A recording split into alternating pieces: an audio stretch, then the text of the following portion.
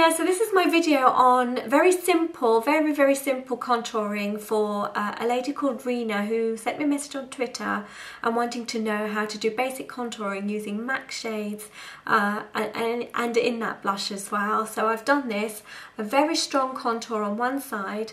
It's not very strong in my mind, but for some people it will be very strong. And then I've done a very simple you know, daytime contour or anytime contour on this side using a variety of brushes just to show you how a particular brush will give you a different effect.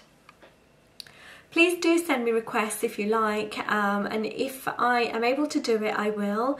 If I feel that somebody's already done it and they've done it very well, then I might refer you to that. In this video, I'm going to show you the types of brushes you can use, the types of blush you can use, and also how to feel your face and find your contour, and how you can use different shapes, make different shapes of shadows in order to suit a particular face shape. What I tend to use is this palette when I'm doing contouring using blush, and in here I've kind of set them so that the contour colours are at the bottom and then the complementary colours on the cheeks would go on top. I do mix and match between them, but I tend to just use you know, pink colours with pink. I keep nudes with the nudes, and you know, the corals with the corals, or the corals and the peaches together. I try not to mix too much. Peach and nude can mix up quite well, but nude and pink doesn't always go so great, I find, with the colours that I have, which are quite bright. If I had colours which were a lot more muted, then it would work quite easily. But you know, in my pink palette, I'll show you. My pink palette is a little bit too vibrant for contouring most of those shades. There's spring sheen here, but then that's very shimmery, and I don't really like to contour with shimmer because you just end up with a whole cheek the whole cheek that's quite shiny. What I'm going to use to contour today is Gingerly, and then I'm going to use Sincere on top. I can also use these two colours to contour, which is Gingerly and Strada, or for a really simple contour I can use Sincere and Strada. So before I start demonstrating, I just want to say that be careful about contouring if you're super skinny, because contouring creates shadows on the face, and if you already have hollow cheekbones or any hollows here in your temples or under your jawline, if you're really skinny, it's just going to accentuate that. If you're fuller in the face and you can't find your jawline, then what you need to do is fake it. You would literally just go in where you feel that your shadow should be and apply the contour there. You might want to take it, you know, that step further by shading in fuller parts of your cheeks around here, and shading in around the temples and up here. I can't do it because I look, although I look a little bit fuller now, you know, I can tend to make myself look very gaunt, so I want to avoid that. But I don't mind a contour in my cheekbone just to give it a bit more definition. And not be overshadowed by blush. I like to use a lot of coloured blush. Okay, finding your contour line. If you're like me and you're not too full in the face, and you know, and it's not immediately obvious by, you know, just looking at it and you can't see it, you can use your finger to place it to where your eyebrow ends. Go straight down to about a third and press in and have a feel, and there should be a dip under the bone. That's where your hollow is, and then you would just take that and connect it with the ear like that. So that would be your natural contour line. You can suck your cheeks in, and where you see the hollow, that would be where your contour is. Obviously you would stop around here, you wouldn't connect it all the way. Alternatively, if you smile, you can get the apples of your cheeks, but that should also help you find your contour line too. There are other methods of measuring your face by using your fingers, but I didn't want to complicate this for Reena. She sounded like she wanted a very simple video. This is a contour brush, and it gives you a very strong contour line. It's literally like drawing on the face, and what you do is apply it like that in a line, and you'll get a line just concentrated in that area, and then you'll use that to smooth the blusher out a little bit more, or the contour powder, whatever you're using. The next one I have is a stiffer brush, and it's angled and it's got a long edge on one side. And how I would use this is turn it to this angle here, suck my cheeks in, and then just work the blush, so that, or the powder, just using that edge there. So I would go like that and apply it, as opposed to doing this or using it just flat on like that. I would just use it like this, and that would give me a really nice contour just under that cheekbone, and without it disturbing the apples of the cheeks. The next brush is again very similar to the last one, but it's much softer, and again I would just turn it on its side and apply the colour that way. This one I really like. It gives you an everyday soft shading under here, which is not so noticeable. And again, this brush is a little bit funny because this edge here is more angled than this one here, so you can use it as both a blusher brush as well as a contour brush. And again, I turn it on its side and apply it, that way, like that. Finally, if you don't have any of those brushes or a similar brush with an angle or an edge to it, you just use an ordinary dome brush that's got an edge to it here. Can you see that? It's got this edge just around the brush itself. And you can, and I've done this, I do this when my brushes are dirty or they're not to hand, or I've chucked them in a bag, can't bother to get them out. I will apply the brush just to that edge and then just go in under my cheekbone with that, so that is possible too. So to demonstrate, I'm going to use Gingerly and take this stronger brush rather, just tap in a little bit, suck my cheeks in and apply the colour. And I'm going to do this side stronger.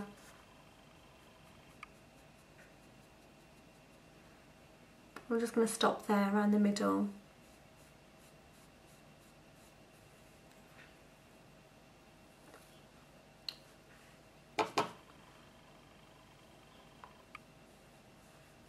So that's my definitive line there, and then I'm just going to use that to rock it back and forth, just to kind of create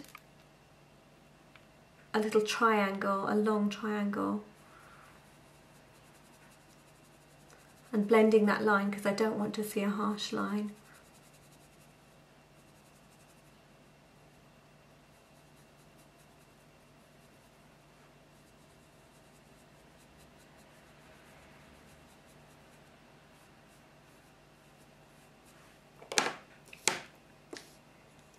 So that's a basic contour, but you can see that it's quite, angled in a certain area. You can leave it like that. Some girls like it like this. I don't. I like to then go in with a soft brush and then just go over it and smooth it out.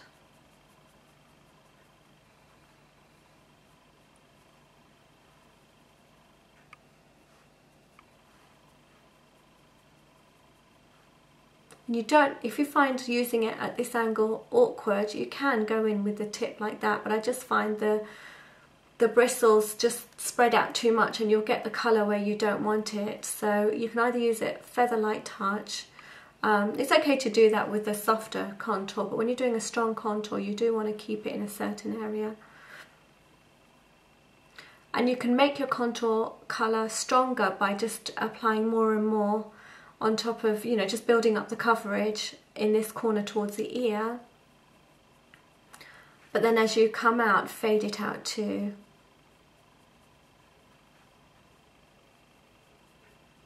And don't worry if you find that you've gone down too far or you've gone up too far. You can always take your foundation brush and just tidy up the area where you've gone over too much. So you can go all around the cheeks and up. That's a basic contour, and then on top of that I'm going to place Gingerly,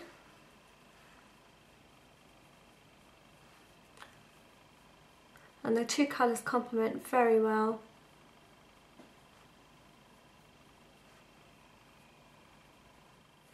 Now when you do your contouring, you do want to make sure that you've really covered any blemishes well, because any blemishes or redness or poorly applied foundation, it just drags the eye to those areas, and it makes, even though you've applied your colour really well in a certain area and contained it to that area, the cheek area, if you've got a blemish right here or down here, it just adds to that, just elongates that the colour and the contour even more, and it looks out of place. You can see I've got a blemish here, so that's always going to stand out and spoil that whole wash of colour that I have there.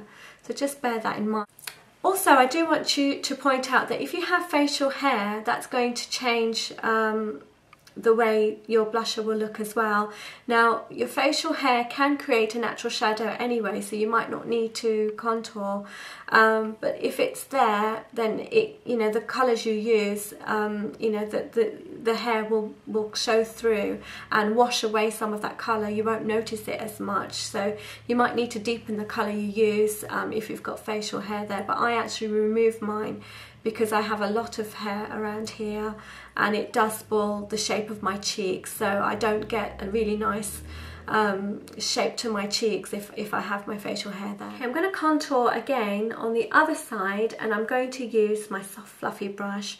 I'm going to use the same colours just to show you the different looks you can get.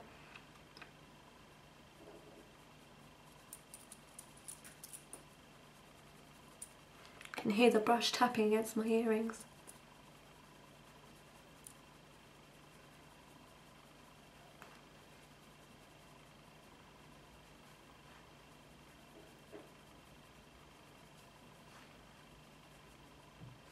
You can see by using this brush I've got a little bit down here. It just means I've got to go over it afterwards. And then I'm going to tap in.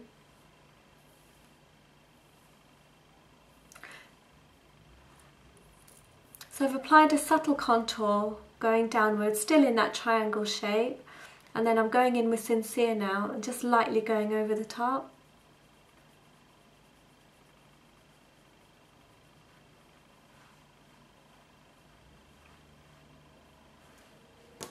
Just using my foundation brush just to make sure that I don't go too close to my nose. Blusher should at least be that much apart from your nose and your mouth as well.